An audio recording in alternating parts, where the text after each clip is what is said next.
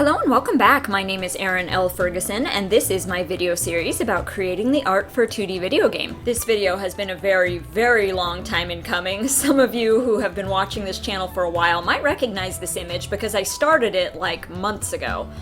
What it's supposed to be, for those of you who aren't familiar, is a background image for our title screen.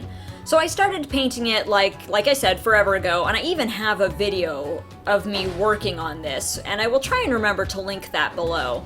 But basically what happened is I got like, I don't know, 2/3 of the way through it, and then there was just more important things that needed to be done. Like, you know, a background image for your title screen isn't like super high priority, so I just put it on the back burner, and this last week got the chance to kind of get back in here and finish it up.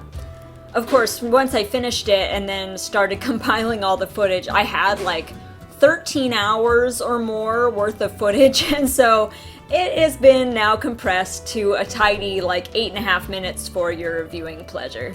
So you may be asking yourself, well, if this is a background image and it's supposed to fit like on a standard monitor, why did I draw it so stinking long?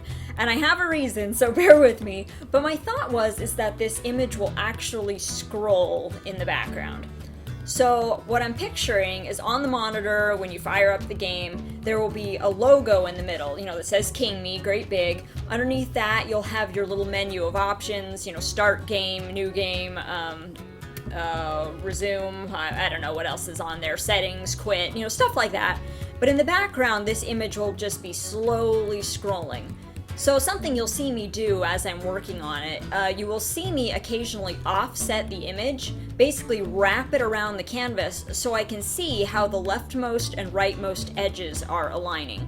Because in my vision, what I imagine happening is as the image scrolls, when it gets to the end, so when it gets to the rightmost end of the canvas, it will immediately seamlessly restart back on the other side. And so it's just this continuous, never-ending loop in the background.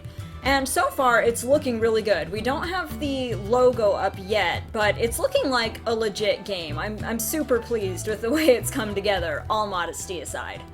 And also, you know, looking to the future a bit here, but I was thinking that an image like this could actually be quite useful for like promotional kind of materials. So of course you could always use it on like a website. It could be like as the, you know, the header or something like that, or a background image.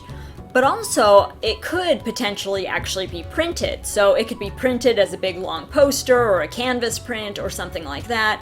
It could have the logo on it or not. But it could be something that you could either sell or give away, you know, as part of a launch. I was also thinking that if you cropped it down, you know, to a nice square size, it would make like a perfect mouse pad. And that would actually be a really good idea if you're promoting a game to promote other materials that sort of tie into it. So it would make sense if somebody is going to be playing the game on their computer for them maybe to want a matching mouse pad. Or I don't know if you've seen those, like those desktop mats. I don't know if they have an official name, but they go underneath like your monitor and your keyboard and your mouse, and those are usually a bit bigger. So stuff like that would, I think, work really well with this image. I like to follow a lot of other independent artists on YouTube or on Instagram or whatever. In fact, my last video was about some of my favorite art resources, and I highlighted some of my favorite independent artists on that video, so if you're curious, check that out. But something I've noticed, sort of a theme I've noticed with a lot of them, is that they try and get paid for the same image multiple times. And when I say get paid, I don't necessarily mean like royalties, although it could be that. But they try and find multiple uses for the same image, so it's like getting more out of your work. So for example, if they paint a picture, they can sell the original, but they can also sell prints of that picture. And beyond that, you know, if they've got like a Patreon, they're also getting paid just for the process of documenting making that picture. And if they decide at some point to print maybe a collection, like a collection of their art in a book, they get paid again for that image. So some of the most successful and frankly smart independent artists out there can paint a picture once, and if they're smart about it, get paid for it forever. As long as people keep ordering prints, they are going to keep selling that image and keep making money off of it every time. And so I've been trying to keep that sort of strategy in mind when I create, especially pictures like this that take a lot more time. as you've seen if you've, followed me on this channel, a lot of the art and assets and stuff that I've made for this game don't take very much time. Things like putting together the characters, I mean, that's like 20 minutes to put together some of those sprites, if that. And so those things, I don't mind that they're probably going to have a single use. They're going to be used in the game and that's it. But something like this that took me, like I said, 13 hours or more, if I can find ways to squeeze more life out of this image, you better believe I'm going to cash in on that. But at the very least, it makes a cool background image, so I still think it was worth the time, even if I never use it again. So now why don't I go ahead and just walk you through sort of the creation of this piece. So at the very beginning, you may have noticed that I started out with a super, super loose sketch. Like, so loose that I don't think anyone but me could have looked at that and said, oh yeah, that's a landscape, I can see what's going on there. I don't think anybody else could look at that image and tell you what was going on.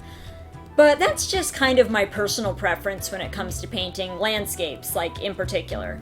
So every artist has their own, preferences when it comes to how much they want to have figured out before they move on from like the sketch phase to the rendering and adding color and value. Some artists really like to have everything figured out, have a very tight sketch nailed down. And I'm a little more like that when it involves characters, so if I'm doing like a whole finished painting, I want to make sure the poses and the expressions and the anatomy of my characters is all pretty solid before I move on. But when it comes to like backgrounds and settings, and especially like landscape pictures like this where there are no characters, I like to do a lot of the problem solving as I go, because I feel like I end up with a more interesting sort of spontaneous image that way.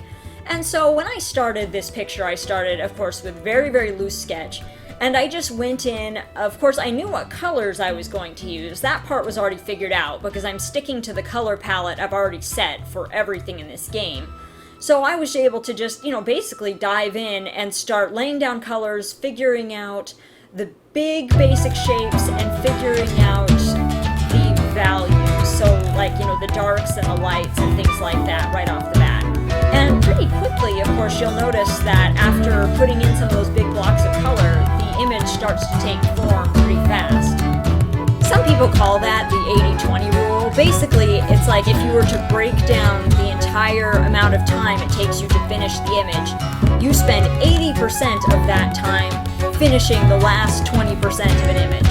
So the big shapes and the values all come together really fast at the beginning in that first 20%. And it's the last 80% that you spend fiddling with the tiny details, rendering, smoothing out edges, things like that you spend a lot more time doing. And for me, and some of you can probably relate to this, but because I'm working digitally, a lot of that 80%, that last 80%, is spent also trying not to overwork the painting. Because digital, you can zoom in as close as you want, and you can smooth things out to where they're basically photorealistic. But I tend to like the charm of having, some brush strokes in there and a lot of texture. So I will intentionally go back and add that sort of thing back into the painting, especially like color noise. I like a lot of color noise because I think it adds a lot of atmosphere, but at the same time you have to balance that because I don't want the image to feel abstract. I want it to feel like a landscape in this cool fantasy world that's very charming and looks like something you might actually want to visit. So here's the finished image, all done. I hope that you have enjoyed this process of watching me create this whole landscape. As always, I will be back again next Friday with another video, so enjoy the rest of your week and I will see you then.